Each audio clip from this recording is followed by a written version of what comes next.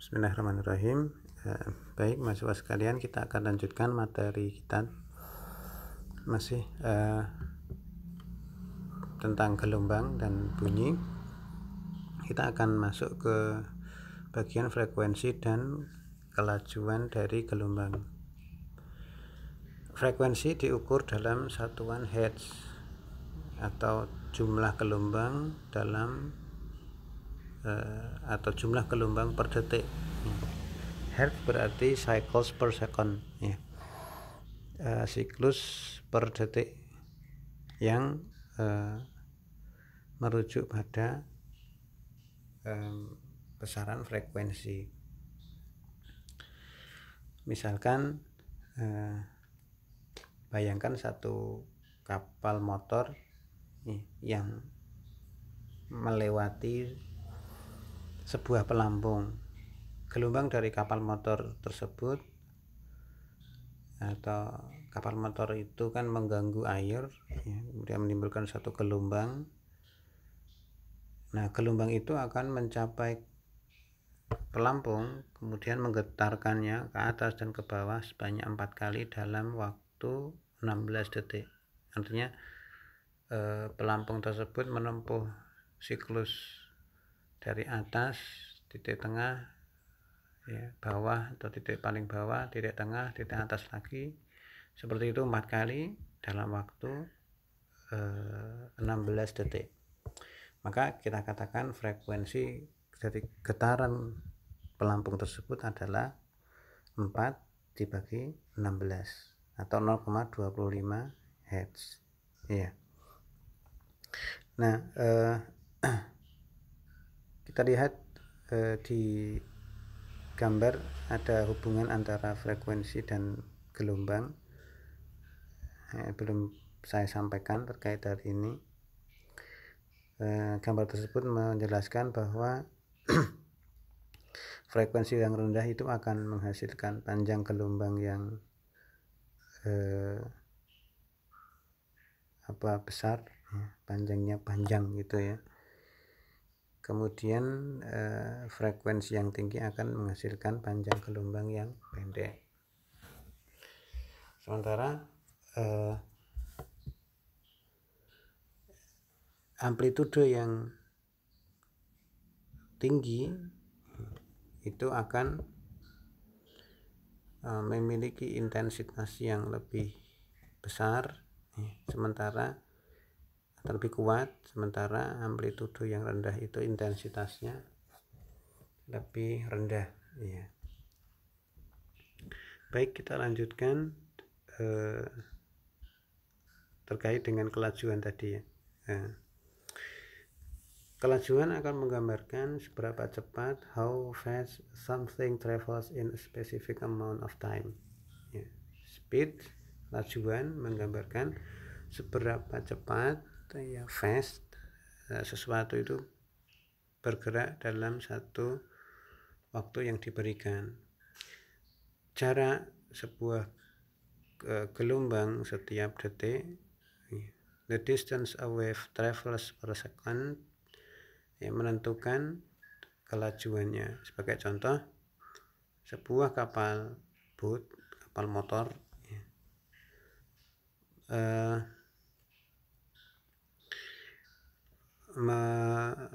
melewati sebuah pelampung dalam jarak 65 meter. Nah, gelombang dari kapal motor akan memerlukan waktu 5 detik untuk mencapai pelampung.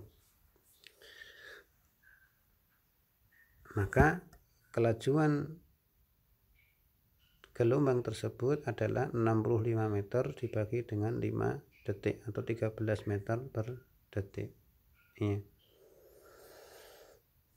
Baik, apa saja yang mempengaruhi kelajuan dari gelombang? Medium di mana gelombang itu merambat akan mempengaruhi kelajuannya. Kedalaman air akan mempengaruhi kelajuan gelombang di laut. Semakin dalam air, maka gelombangnya akan semakin cepat merambat. Di dalam gelombang suara, jarak antara partikel akan mempengaruhi kelajuan gelombang. Gelombang suara, sebagaimana Anda mengira, ya, as you might infer, akan bergerak paling cepat lewat zat padat, ya, karena paling rapat. Semakin lambat di zat cair dan paling lambat di zat gas. Ya, kita diminta untuk berpikir di sini ada dua selingki, ya, pegas yang memiliki puntiran, ya, ulir lebih banyak daripada yang lainnya. Maka tentu pegas yang memiliki uliran lebih banyak akan mentransfer gelombang lebih cepat daripada yang sedikit, ya, karena kekerapan terbentuk rapatan dan renggangannya yang lebih banyak, ya. Baik, yang selanjutnya adalah bagaimana suara itu merambat. Gelombang suara merupakan gelombang kompresional yang dihasilkan dari getaran dalam sebuah zat. Molekul di dalam mediumnya bergerak mundur dan maju, ya, saling mendorong. Ya, jadi molekul-molekulnya saling mendorong, bergerak, maju dan mundur.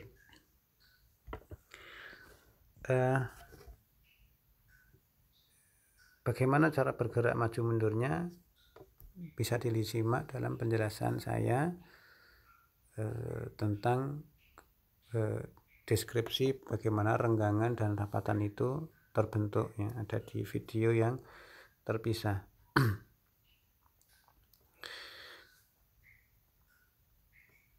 A cooperation forms as the molecules are pushed closer together. Sebuah rapatan terbentuk saat molekul itu terdorong saling mendekat.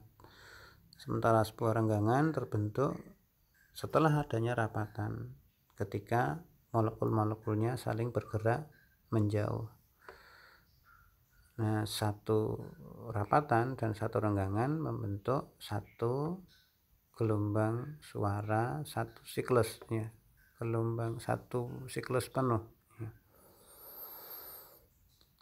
Karena gelombang suara itu bergantung pada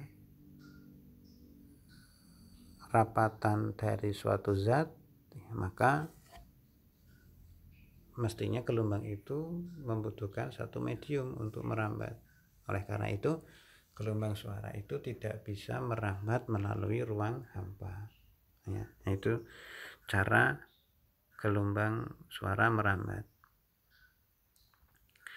Nah, kemudian di sana ada beberapa perbandingan kelajuan rambat suara dalam medium yang berbeda, ya, bisa disimak sendiri. Baik, kemudian reflected sound atau gelombang yang dimantulkan.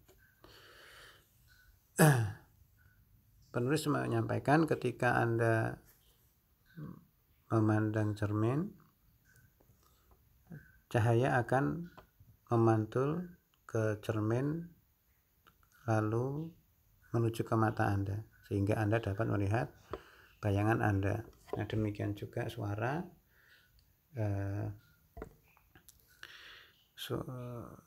pemantulan itu kalau di dalam gelombang suara merujuk atau menunjukkan bagaimana gelombang itu memantul, menumpuk pada suatu benda, kemudian arahnya berubah. Itu yang disebut dengan pemantulan suara. Kita sebut dengan echo, ya, ada echo yang merupakan reflected sound wave, ya, gelombang suara yang dipantulkan. Nah, ada satu teknologi yang menggunakan sifat gelombang ini yang disebut dengan sonar. Ya, ilustrasinya demikian.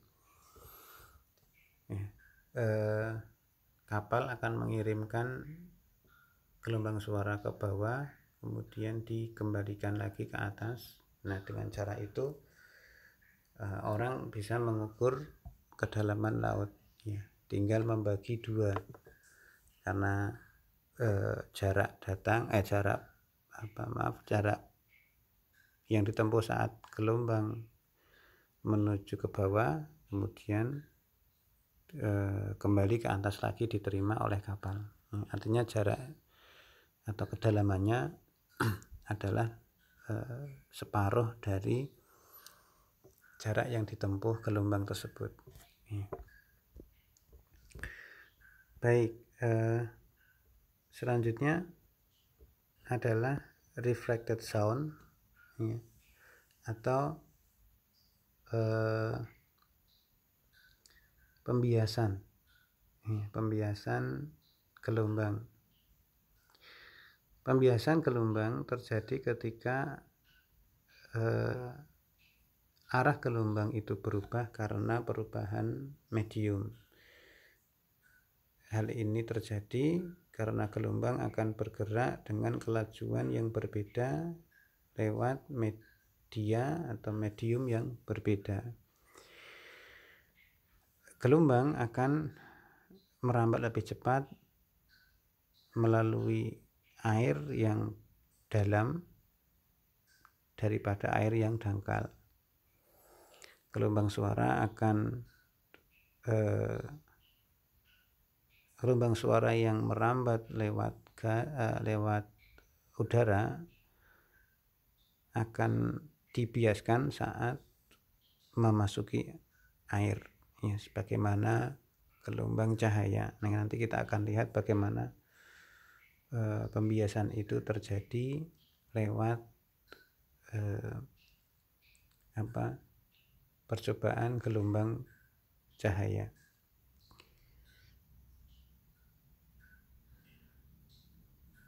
Ketika jenis medium di mana gelombang tersebut berubah, ya, maka gelombang pada umumnya akan mengubah juga kelajuan dan arahnya. Ya, baik, mahasiswa sekalian, itu beberapa sifat-sifat gelombang. Kita cukupkan materi di bagian yang kedua ini. Semoga bermanfaat. Assalamualaikum warahmatullahi wabarakatuh.